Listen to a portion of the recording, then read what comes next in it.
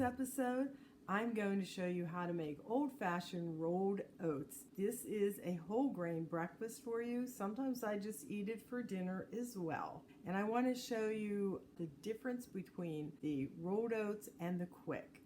The whole grain rolled oat will make a cereal that is more separated and not as creamy unless you cook it really long. The quick oats will make a creamier type cereal. So it's really your preference. Today though, my perfect oatmeal is made with the old-fashioned oats. So we're going to come over to the stove. I am using a saucepan. I'm putting in 1.5 cups of water, and for myself I like a little bit of salt. It brings out the flavor. Next thing, cover it and bring it up to a full boil.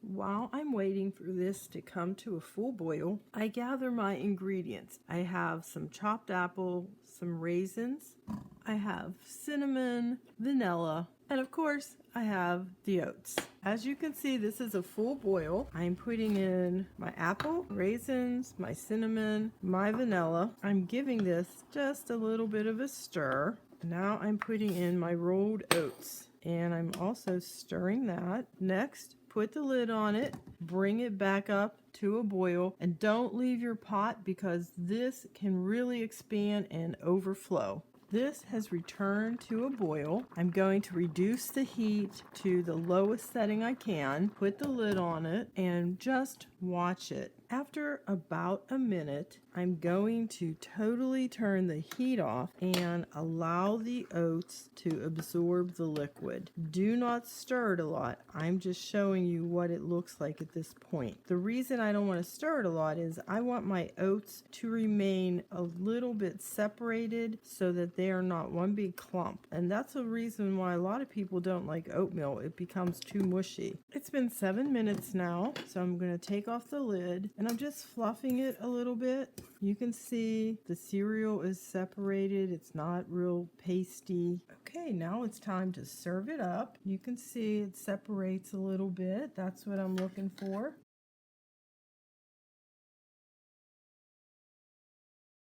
The next thing that I do is I sweeten it how I want. You could use brown sugar. I'm using some maple syrup right now. And then I'm topping it with some coarse chopped walnuts. Next, if you want, you can put some plant-based milk on it.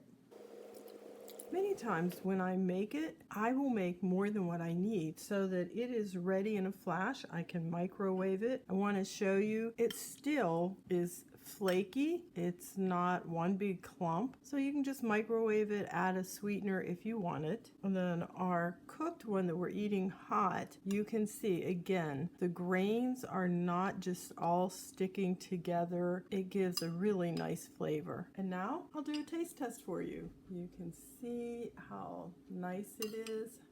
It's not clumpy. It's not mushy. You can taste the maple syrup, the cinnamon, the crunch of the nuts. It's just delicious. I hope you'll try it and let me know what you think, and come back next week because we're going to have another special recipe for you.